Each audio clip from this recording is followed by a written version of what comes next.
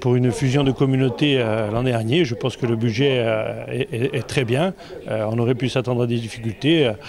Bon, elles ont été à la marge. Aujourd'hui, on peut annoncer des chiffres, un excédent de clôture de près d'un demi-million en fonctionnement. Donc pour nous, c'est un très bon résultat. Une baisse pour le BP de la masse salariale de près de 10%, ce qui est très important et ce qui est aussi attendu, ce qui va nous permettre de développer des investissements et de préparer l'avenir. Voilà, la fusion, il y en a encore pour quelques mois, mais on commence à éclaircir véritablement l'avenir.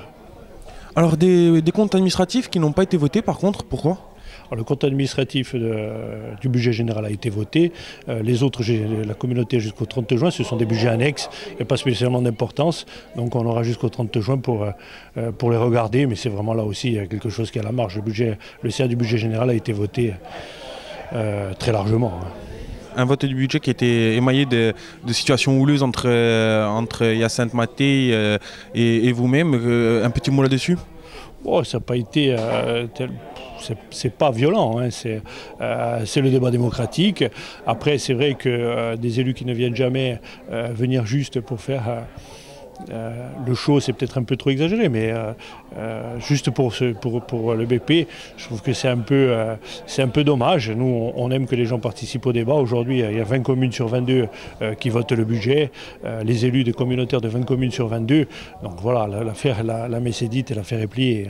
Après, on peut toujours revenir, essayer de chercher la petite faute, là aussi à la marge, qui va dire qu'on s'est trompé d'imputation, de ligne.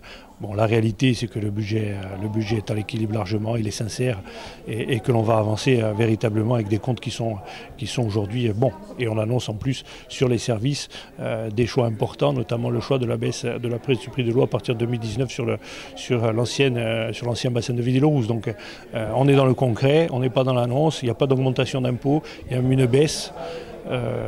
Sur les ordures ménagères, en tout cas il n'y a pas d'augmentation sur le budget général, c'est figé. Donc oui, qu'est-ce qu'on peut demander de plus? Aujourd'hui, il n'y a pas de taxation de la GEMAPI alors que tout le monde pensait qu'on allait taxer comme la plupart des communautés. Donc voilà, on fait monter nos recettes, on fait baisser notre fonctionnement. Je pense que l'avenir est pour nous. Nous étions venus ce soir pour discuter bien évidemment du CA, du compte de gestion et du budget primitif. Et à chaque question posée, le président refuse de répondre à mes questions. Et donc j'ai décidé tout simplement de quitter la salle. Le président, je ne sais pas pourquoi le président ne répond pas aux questions. Nous sommes là pour débattre et pour voir ce qui va ou ce qui ne va pas. Donc lui, il ne veut répondre à aucune question. Il dit qu'une réponse, si je donne une réponse, il va avoir une question derrière, tout simplement. Donc il ne répond pas. Et puis ce sont des questions très pertinentes sur le compte administratif. Reparlons juste des chiffres. Qu'est-ce qui est gênant dans ces comptes administratifs? Écoutez, lorsque je parle des restes à réaliser, les restes à réaliser, ce sont les opérations de l'année de l'exercice qui ont été, même s'ils ne sont pas réalisés, il faut mettre les recettes, mais aussi les dépenses.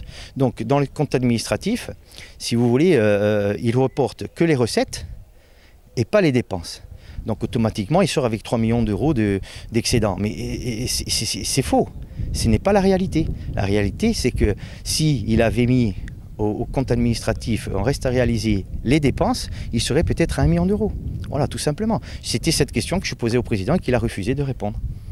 Est-ce que ces motifs sont attaquables finalement si vous êtes sûr de votre défense? Écoutez, c'est les services de l'État qui sont compétents pour attaquer les budgets. Ils verront. Si les services de l'État pensent qu'ils sont sincères, moi je ne pense pas qu'ils soient sincères, ni le CA, ni le budget.